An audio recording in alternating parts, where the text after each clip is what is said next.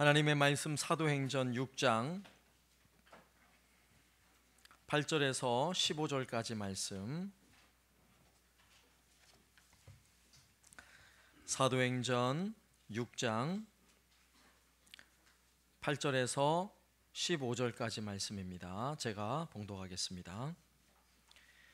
스데반이 은혜와 권능이 충만하여 큰 기사와 표적을 민간에 행하니 이른바 자유민들 즉 구레네인, 알렉산드리아인, 길리기아와 아시아에서 온 사람들의 회당에서 어떤 자들이 일어나 스데반과 더불어 논쟁할세 스데반이 지혜와 성령으로 말함을 그들이 능히 당하지 못하여 사람들을 매수하여 말하게 하되 이 사람이 모세와 하나님을 모독하는 말을 하는 것을 우리가 들었노라 하게 하고 백성과 장로와 서기관들을 충동시켜 와서 잡아가지고 공회에 이르러 거짓 증인들을 세우니 이르되 이 사람이 이 거룩한 곳과 율법을 거슬러 말하기를 마지 아니하는도다.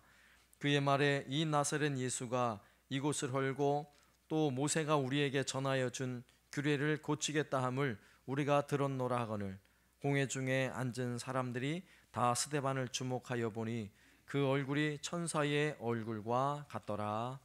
아멘. 서울에 절두산이라고 하는 한강변에 아주 자그마한 산이 있습니다. 그런데 절두산 이름이 좀 살벌하죠? 절두라는 말은 머리를 잘랐다 이겁니다. 머리카락을 자른 게 아니라 목을 자른 거예요. 그래서 절두산입니다. 여기에는 큰 아픔의 역사를 가지고 있는데 1866년 흥선대원군 시절에 천주교인들을 약 1만 명을 잡아다가 목을 벤 자리예요. 그래서 절두산이라는 이름이 붙여지게 되었습니다. 그런데 그 산 바로 옆에 또 나즈만한 언덕에 양화진이라는 곳이 있어요. 거기에 보면 외국인 선교사님들을 안장해 놓은 묘지가 있는데 거기는 제가 여러분들과 꼭 함께 우리 성도들과 함께 꼭 가보고 싶은 국내 성지순례지 1호예요. 1호. 다음에 기회가 되면 한번 꼭 기회를 마련하고 싶은데 거기에는 약 417개의 시신이 안치되어 있습니다.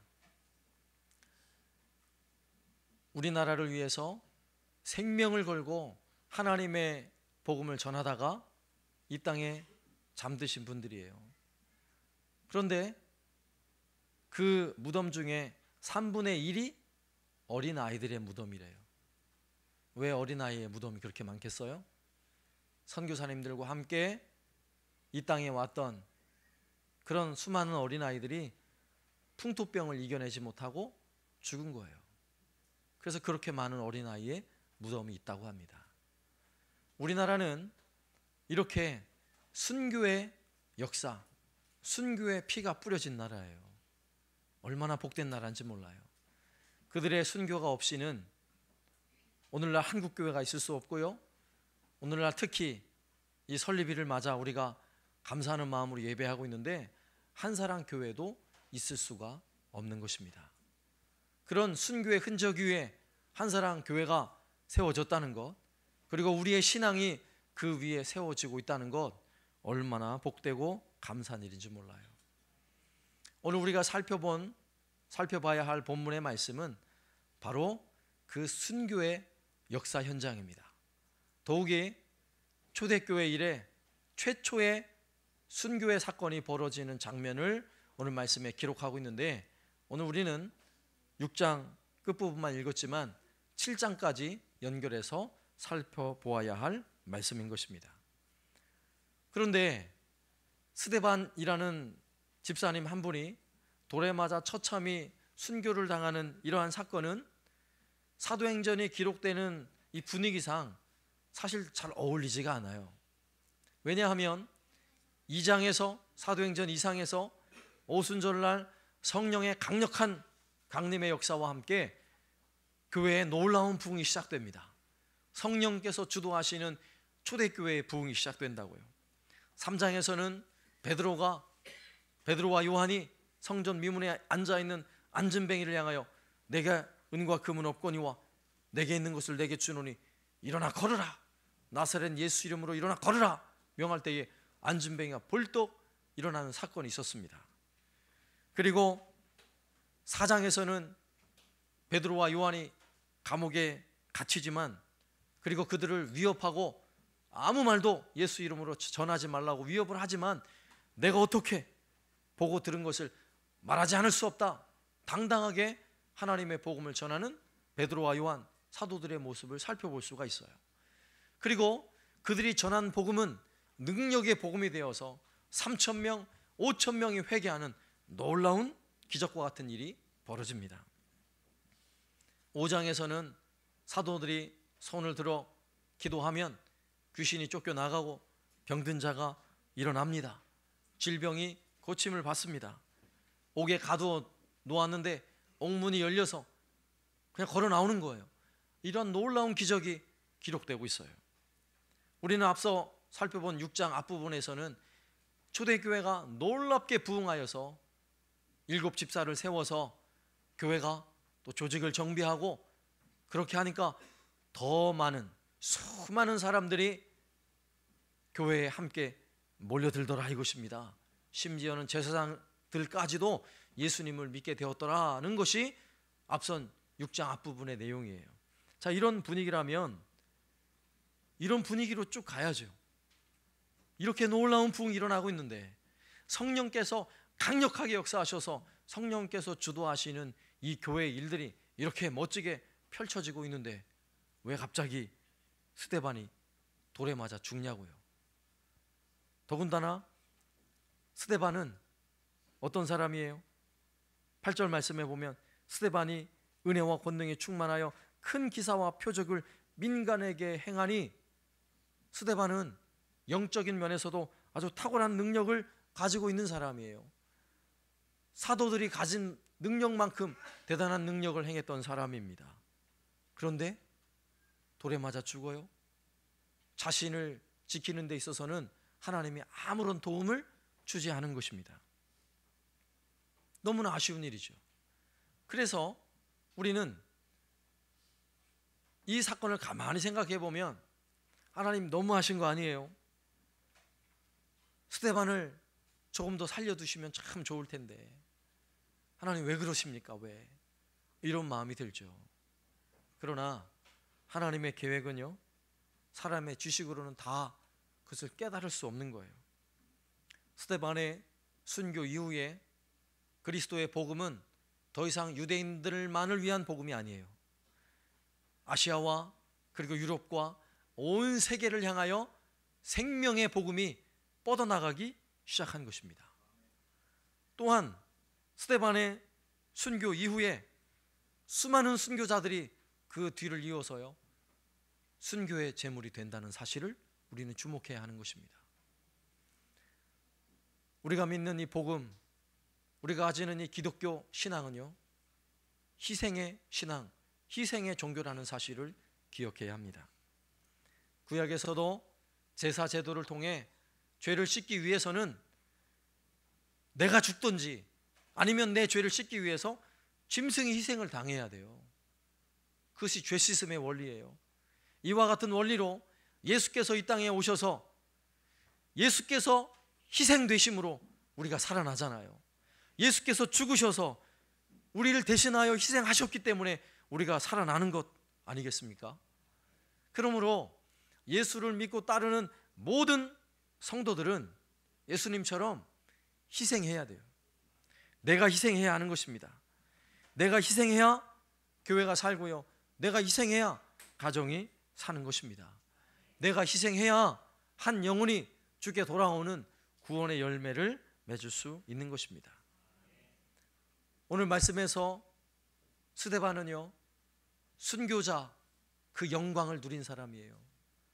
순교 아무나 하나요? 순교의 영광은요 아무나 누리는 것이 아니에요.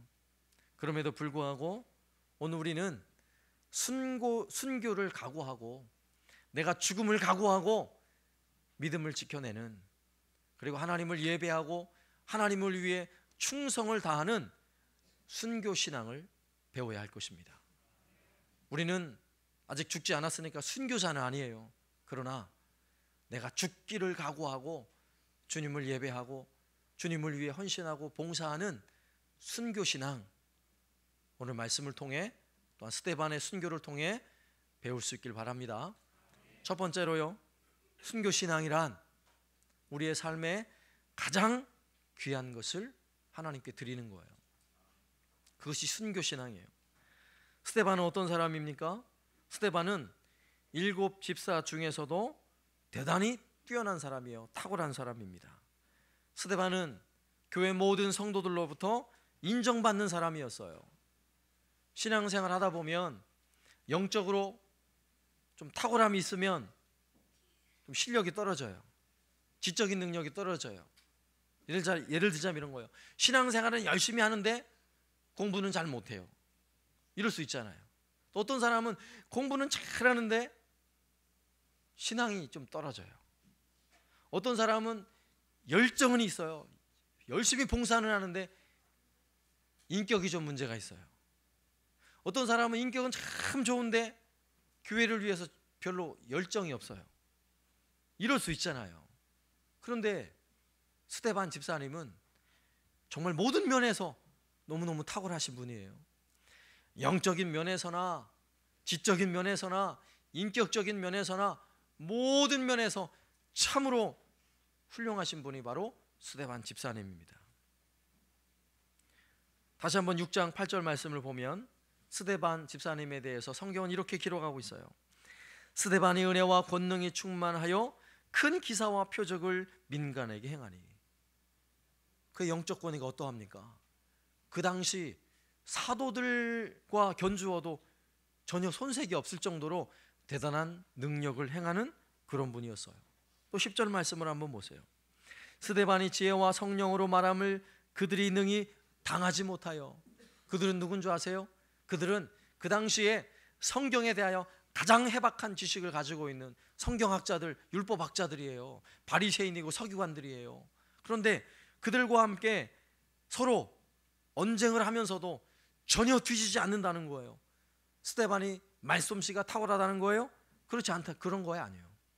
성경에 대하여 탁월한 지식을 가지고 있는 사람이에요. 그들과 성경을 가지고 이야기를 해도 전혀 뒤지지 않는 그런 사람이라고요. 7장에 나오는 스데반의 설교의 내용을 살펴보면 수많은 설교학자들이요 깜짝 놀랍니다. 어쩜 이렇게 말씀 중심으로, 성경 중심으로 이렇게 설교를 잘할 수 있을까? 깜짝 놀래요. 그 이유는 무엇이겠어요? 스데반은 성령 충만한 사람임과 동시에 하나님의 말씀에 대하여 아주 해박한 지식을 가지고 있는 사람, 말씀에 있어서도 충만한 능력을 가지고 있는 사람이라고 우리가 평가할 수 있는 것입니다. 또한 15절 말씀에 보면 공회 중에 앉은 사람들이 다 스데반을 주목하여 보니 그 얼굴이 천사의 얼굴과 같더라. 공회 중에 앉아 있는 사람들은 스데반을 좋아하는 사람이 아니라 스데반을 모략을 해서, 모함을 해서 죽이고자 하는 사람들이에요. 굉장히 미워하는 사람들이에요. 그럼에도 불구하고 그들이 볼 때에도 스데반의 얼굴은 어떠했다고요? 천사의 얼굴과 같더라 라고 성경은 기록하고 있는 것입니다. 이야기는 단순히 잘생겼다, 꽃미남이다 이런 말이 아니에요. 우리는요 얼굴에 인격이 드러나게 되어 있습니다. 아직 어릴 때는 잘 모르지만 나이가 40이 되고 50이 되고 60이 되면요 얼굴에 고스란히 인생이 묻어나요. 그 인격이 묻어나게 되어 있습니다. 그래서 요즘은 그냥 무조건 예쁜 게 좋아서 얼굴은 새하얘야 되고 눈은 막 쌍꺼풀 지고 눈을 크게 좀 부릅떠야 되고 콧날은 어떻게 해야 되고 그래야 좋죠. 그런데 그런 예쁜 모습을 가지고 인격을 표현할 수 없어요. 중요한 사실은 얼굴을 보면 그냥 고개가 숙여지는 분이 있다고요. 얼굴을 보면 그 얼굴에서 오늘 말씀에서와 같이 스데반의 얼굴과 같이 정말 천사의 얼굴과 같은 광채가 나는 그런 분이 있어요. 여러분인 줄로 믿습니다. 네? 우리의 신앙과 우리의 인격이 얼굴에 그렇게 표현되어진다고요. 그런데 스데반이 그랬다고요. 스데반이. 모든 성도들이 그의 얼굴을 보면 그냥 은혜가 돼요. 마음에 감동이 생기는 그런 분이 바로 스데반 집사님이었습니다. 이렇게 여러 면에서 훌륭하신 분인데 좀 더 오랫동안 생명을 주셨다면 더 멋지게 교회에서 사역을 하지 않았을까요? 초대교회에서 더 멋지게 쓰임받지 않았을까요? 이것은 우리의 생각이에요. 성경에서는 하나님께 드려지는 제물은 흠 있는 것 드릴 수 있습니까? 절대로 드릴 수 없어요. 병든 것, 저는 것, 눈먼 것 하나님께 드릴 수 있어요? 절대로 율법에서는 드릴 수 없습니다. 하나님 받지 않으세요. 하나님께 드려지는 제물은요, 가장 귀한 것을 드리는 것입니다. 내가 가지고 있는 짐승들 중에서도 가장 살찌고 건강하고 좋은 것을 하나님께 드리게 되어 있다고요. 오늘 스데반은요, 그런 순교의 제물로 하나님께 드려진 것입니다.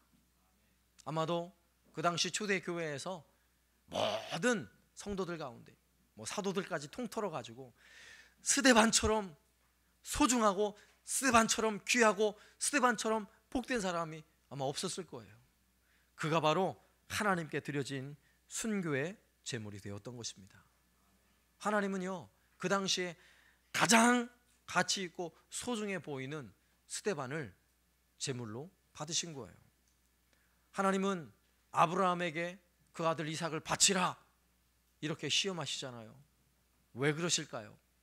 아브라함에게 가장 가치 있고 소중한 것을 하나님께 드릴 수 있어야 하는 거예요. 이것이 바로 순교신앙이라고요. 이것이 바로 참된 신앙이라고요. 그러면 우리가 하나님께 드려야 할 가장 소중한 것, 그것이 무엇이겠습니까? 우리는 신앙생활 하다가 바빠서요, 바쁘다고 말하는 분은요, 그 바쁜 시간을 하나님께 드려야 돼요. 왜요? 그게 소중하잖아요. 저 공부해야 돼서요.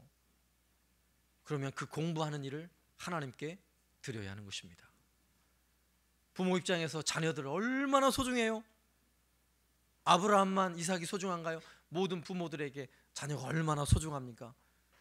그러면 그 자녀를 하나님께 온전히 드릴 수 있어야 하는 것입니다. 왜냐? 우리가 가진 신앙이 하나님은 그것을 요구하고 있거든요. 세상에 그 어떤 것보다 하나님을 더 사랑할 자격을 우리에게 주지 않았어요. 우리가 하나님을 섬기고 하나님을 예배하는 사람들이라면 우리의 생명까지도 기꺼이 하나님께 내어놓고자 하는 그런 마음과 결단으로 신앙생활을 해야 하는 것입니다. 이것이 바로 순교 신앙인 것입니다. 두 번째로요, 순교 신앙에는 실패가 없다는 사실을 기억하시기 바랍니다. 7장에서 스데반은요, 아주 멋진 설교를 해요. 그 설교를 마친 후에 군중들의 반응이 어떠한 줄 아십니까? 7장 54절 말씀에 보면 그들이 이 말을 듣고 마음에 찔려 그를 향하여 이를 갈거늘. 스데반의 설교를 듣고 거기에 있는 수많은 군중들이 마음에 찔렸어요. 그런데 이를 부득부득 갈고 있어요. 그런데 우리가 앞서 살펴보았던 사도행전 2장에서도 베드로의 설교를 기록하고 있는데, 베드로의 설교를 들은 군중들의 반응이 어떠합니까?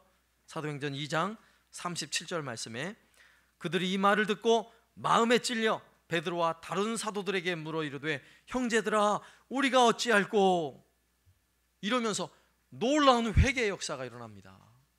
그리고 3,000명이 베드로의 설교를 듣고 회개하고 예수를 믿게 되는 기적과 같은 일이 벌어지게 돼요.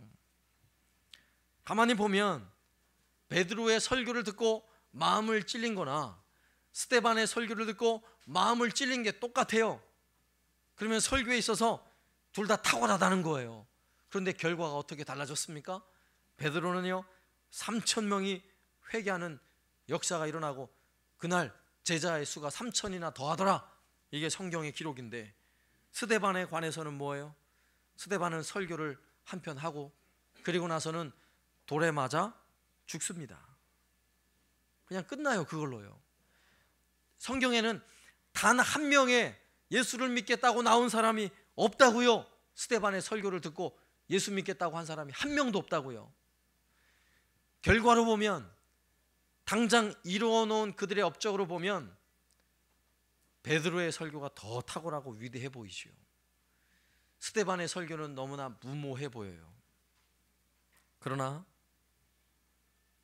스데반의 사역은 오늘 사도행전 7장에서 설교를 한편 멋지게 하고 그의 모든 사역이 끝났지만, 더 놀라운 사실은 스데반의 그 순교는요, 오늘날 우리에게도 가장 강력한 설교의 메시지가 된다는 사실을 우리가 기억해야 하는 것입니다.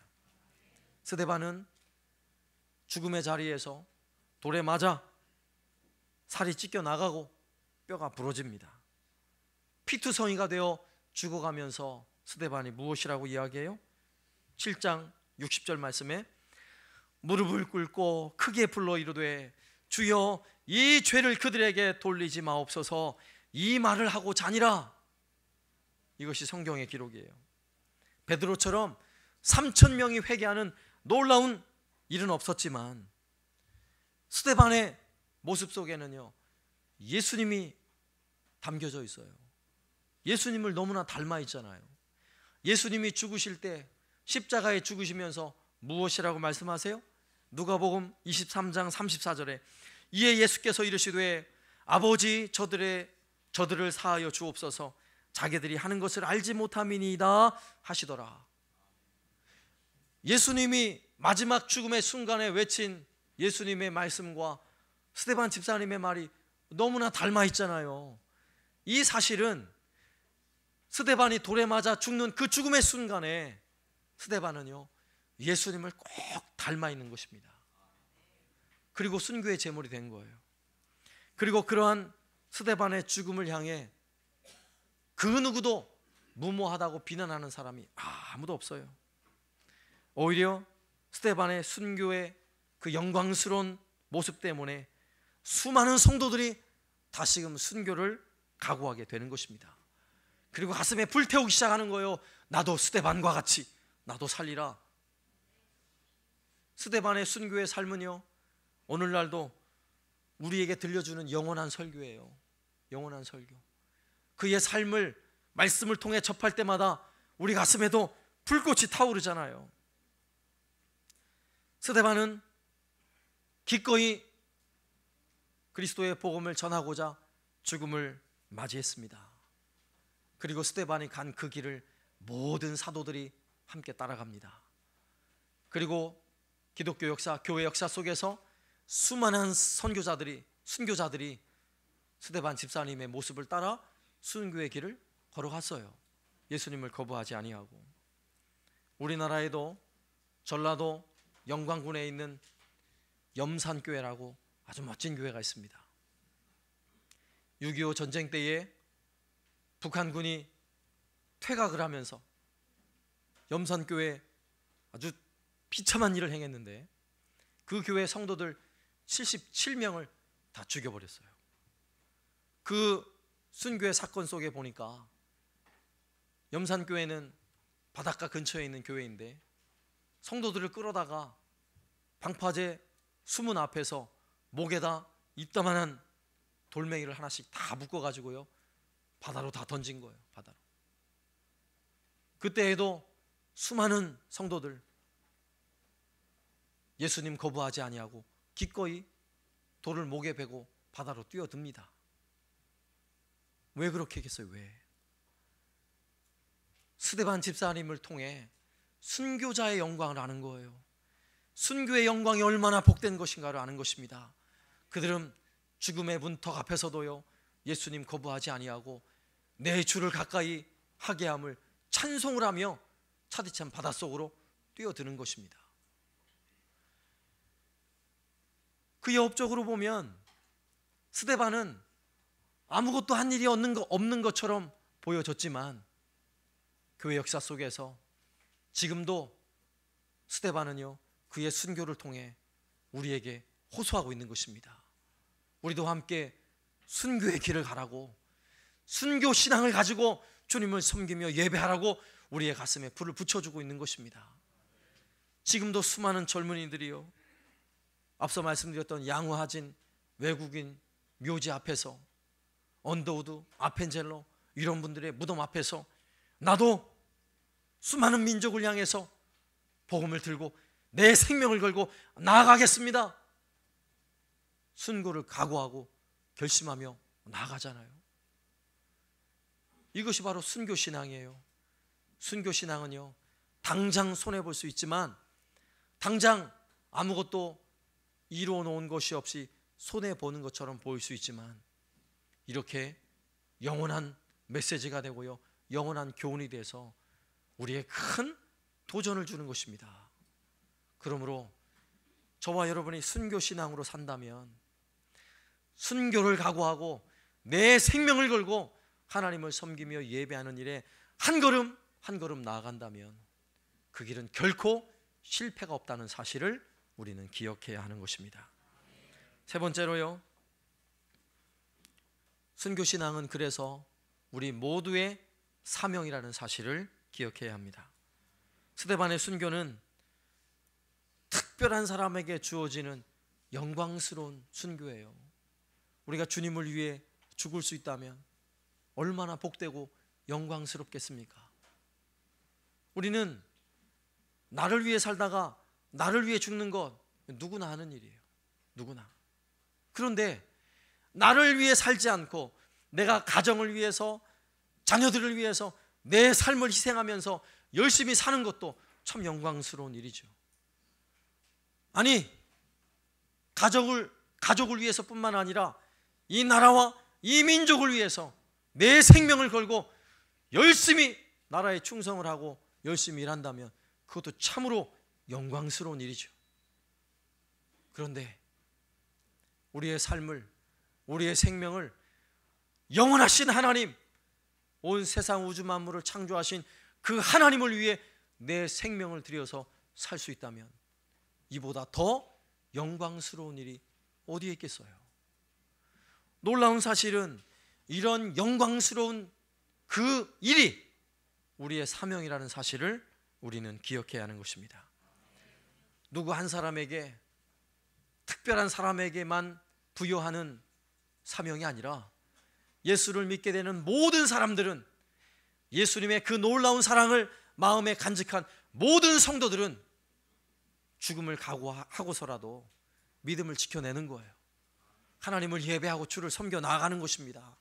이것이 바로 순교신앙이요, 우리가 가져야 할 사명인 것입니다. 우리는 예배생활하고 믿음을 가짐으로 많은 복을 받길 원하죠. 사랑하는 여러분, 무엇을 더 많이 받길 원하십니까? 돈을 더 많이 받길 원하십니까? 더 건강하길 원하십니까? 돈을 아무리 벌어본들 거기엔 만족이 없어요. 세상에서 수많은 명예를 가진들 거기에는 만족이 없습니다. 속지 마세요. 우리의 인생은 주님을 위해 내 삶을 희생할 때 거기에 참된 행복이 있는 것입니다. 신앙은 무엇이든지 주님께 드릴 때 진정한 행복이 있는 것입니다. 내가 주님을 위해 생명을 드릴 수 있다면 생명을 얻는 기쁨을 가지게 될 것입니다. 내가 희생하여 가정이 살아날 수 있다면 여러분 그 길을 가시라고요. 내가 수고해서 교회가 행복할 수 있다면 기꺼이 그 길을 가시기 바랍니다. 내가 죽어서 예수 그리스도의 복음이 전해질 수 있다면 기꺼이 그 길을 가시기 바랍니다. 이것은 우리 안에 예수의 복음이 있는 한 우리에게 부여된 사명인 것입니다. 예수님도 우리를 위해 죽으셨기에 우리가 사는 것 아니겠어요? 그러므로 이제는 우리가 날마다 주님을 위하여 죽어야 하는 것입니다. 죽기를 각오하고 순교신앙을 가지고 믿음의 걸음을 한 걸음 한 걸음 나아간다면 나를 통해 반드시 누군가는 살아날 줄로 믿습니다. 나를 통해 누군가에게는 놀라운 회복과 부흥의 역사가 일어날 줄로 믿습니다. 이러한 순교의 신앙으로 우리가 섬기며 우리가 사역하는 이 시대에 성령께서 부어주시는 놀라운 부흥을 경험하는 저와 여러분 되시기를 살아계신 예수님의 이름으로 축원합니다. 아멘. 다 같이 자리에 일어나셔서 찬송가 407장